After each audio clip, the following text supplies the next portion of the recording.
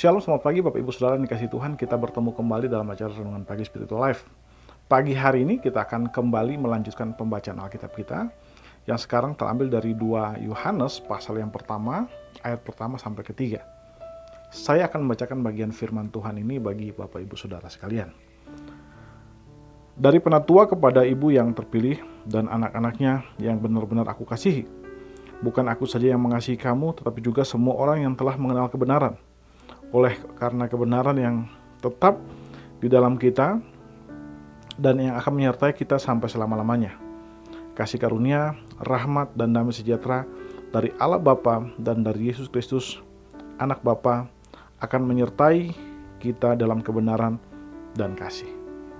Saudara dikasihi Tuhan, di dalam surat yang baru saja kita baca ini merupakan surat pembuka atau bagian pembuka dari surat 2 Yohanes.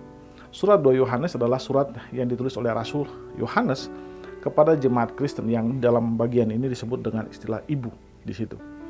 Nah, saudara, surat ini bertujuan untuk mempertahankan iman Kristen melawan beberapa pengajaran sesat yang pada saat itu muncul di dalam gereja mula-mula. Beberapa ajaran sesat yang muncul adalah pertama misalnya ajaran Gnostik. Ajaran Gnostik adalah ajaran yang mengajarkan bahwa Yesus tidak sepenuhnya manusia.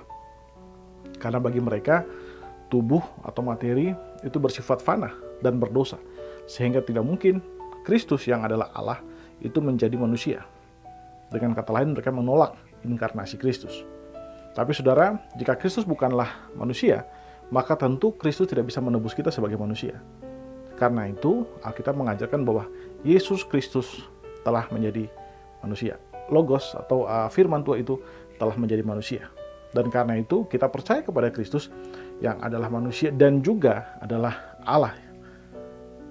100% Allah dan 100% manusia. Dan karena itulah Yesus bisa menebus kita yang adalah manusia dalam keadaan materi. Dan ajaran lain yang mungkin yang pada saat itu muncul adalah ajaran biasa disebut dengan istilah antinomian.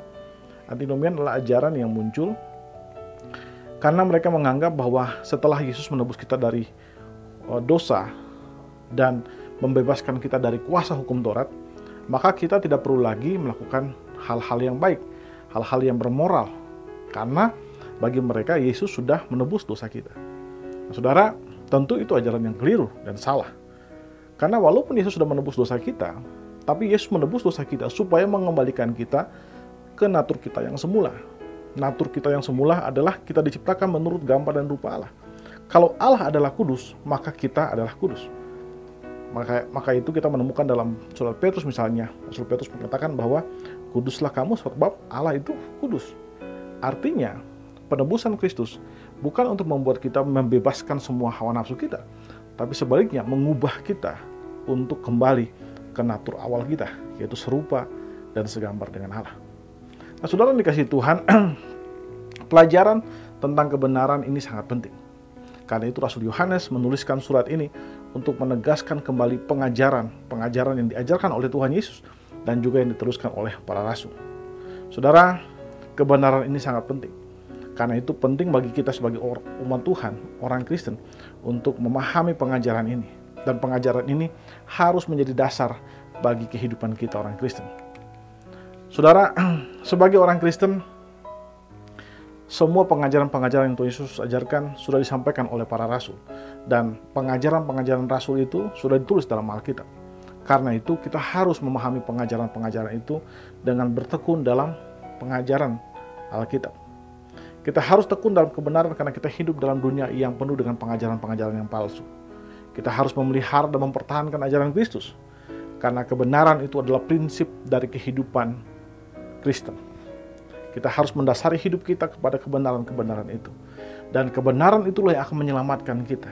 Karena itu kebenaran itu akan menjadi fondasi yang kuat bagi kehidupan kita. Saudara, untuk hidup dalam memahami kebenaran lebih jauh lagi, maka kita harus belajar, memahami, mempelajari, dan menghidupi ajaran-ajaran tentang kebenaran yang terserta dalam Alkitab. Itu berarti bahwa kita harus membaca dan memahami firman Tuhan, serta bertekad untuk mempraktekkan firman itu di setiap aspek kehidupan kita. Saudara, karena itu mari kita setia kepada kebenaran, Karena kebenaran di dalam Kristus itulah yang kemudian memerdekakan kita. Saudara, firman Tuhan adalah kebenaran yang menghidupkan kita. Amin. Saudara, mari kita ambil waktu sejenak untuk merenungkan firman Tuhan yang baru saja kita dengarkan. Saudara, apakah saudara sudah rutin membaca dan mempelajari Alkitab? Mari saudara, kita mengambil waktu sejenak mendoakan hal tersebut. Berdoalah meminta anugerah dari Tuhan melalui Roh Kudus untuk memberikan kepada kita kemampuan untuk dapat membangun disiplin rohani, membaca Alkitab secara rutin.